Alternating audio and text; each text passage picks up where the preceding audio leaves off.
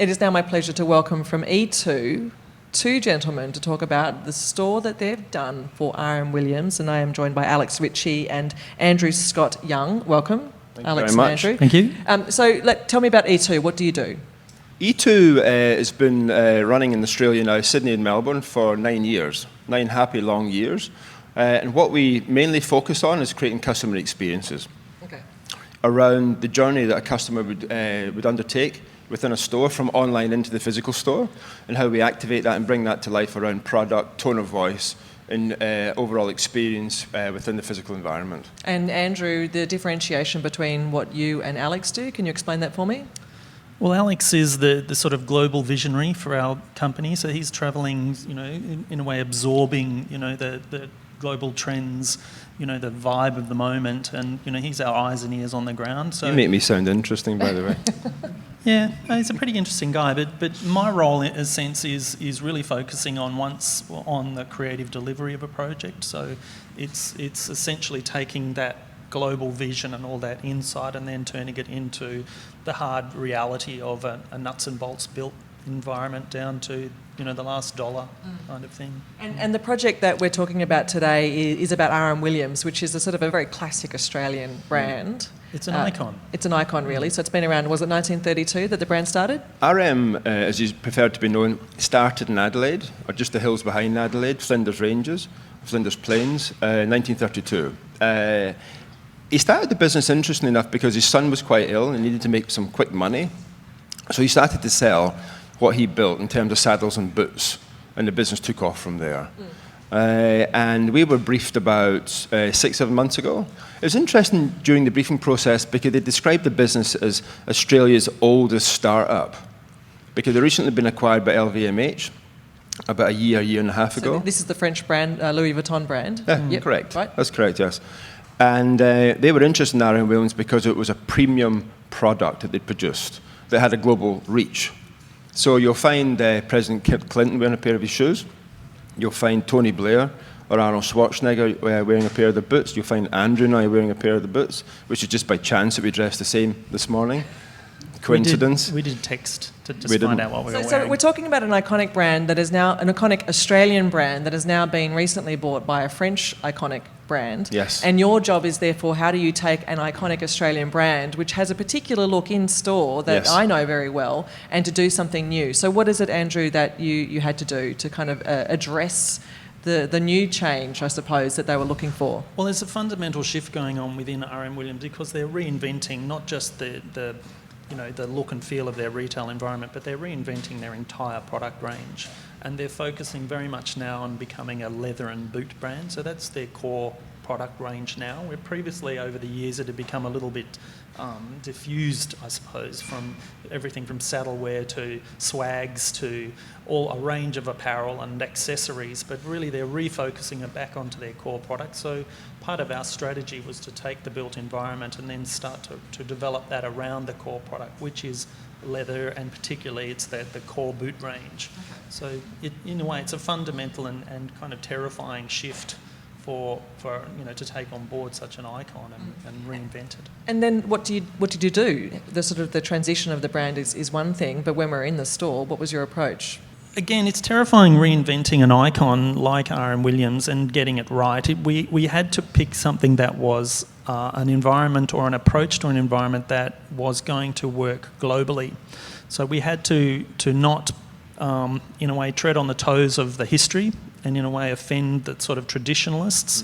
And at the same time, we had to invoke a sense of the brand spatially that was going to translate into New York, London and Paris.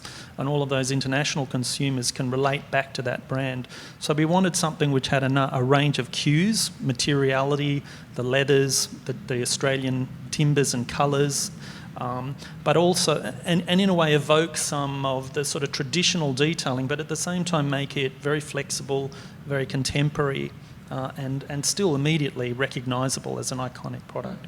So essentially, if you look at the work, we do have a range of references that are immediately recognisable in terms of, the shapes of, the wool sheds and the stockyard gates, but it's again a very contemporary kind of response. I think one of the challenges as well, and it's something we do with every project we work on in terms of retail in the high street, is you have to take the name off.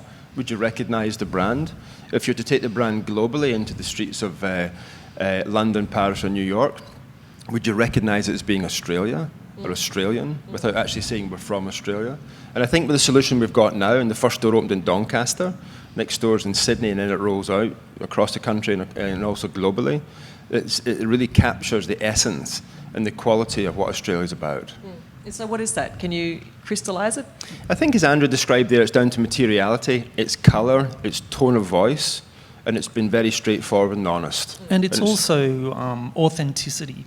It's trying to maintain a sense of authenticity when you walk into the space and into the retail space.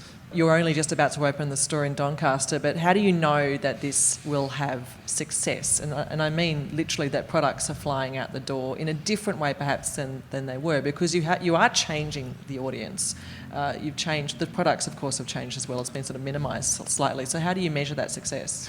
I think through market research, and it's just shown in the bottom line of the business, that there's an audience, a younger audience, who look for authenticity, who look for a product that's been well made that maybe their parents wore, or maybe somebody they idolised wore, and they want to actually have that for themselves, rather than something that's been cheaply manufactured and it's mass market and it's thrown away.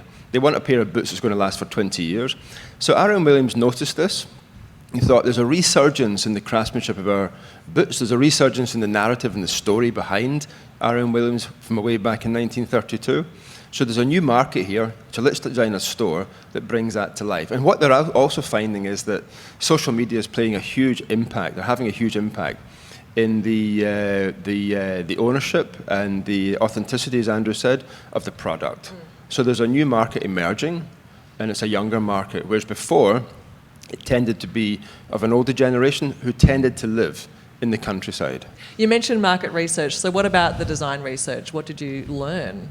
Well, essentially, again, the maintaining that sense of authenticity was largely about keeping the existing customers, because they have an enormously strong customer base, but exciting a new group of customers, so a younger group of customers to buy the product. So really, we did a lot of research exploring sort of traditional Australian iconic design details that we could look at translating into a new environment. We explored sort of organic options, we explored very contemporary architectural options, and essentially started to develop a solution which embraced a number of those items, which we felt really kind of invoked the direction that the brand was taking, but at the same time weren't maintained an authenticity. They weren't just sort of cliched in a way. We wanted it to look as good in a high street mall as it would in a flagship in London, sort of, so that sense of those design cues were kind of selected very carefully and sort of workshopped with the client very carefully, so that they all, again, respected that sense of authenticity, that it really did come from the heart of the brand. And has that visualisation, is that across the board? Obviously there's the way it looks when we walk in the store, but what about online, the digital experience where so much of us are existing, I suppose, these days? It's seamless between the two. And we work with an agency who brought the digital aspect to life. We work closely with them. We also work very closely with their ad agency as well. So that when you went online, or you looked in a magazine or on TV or on an ad in the cinema, it was completely seamless, because the customer journey is seamless. If you were to go online to research before you went in store to buy, if there's a disconnect between that journey, it's flawed, it falls to bits. So it had to be consistent, the tone of voice had to be consistent, the colour had to be consistent, and the composition. Brown? A little bit. Just hazarding a guess here. It's high risk, you don't want to trash an icon, so it's easy to do, but we're part of an enormous business of brand reinvention. It's a totally new logo, which has been developed from an original 1940s typeface, and that was developed by a Dutch agency. So in a way, we're taking all these cues, and in a way... And you're rolling with it for sure. Yep. Well, fantastic to hear about E2 and what you've done for R.M.Williams. Thank you for your time. Thank you very much. Thank you very much.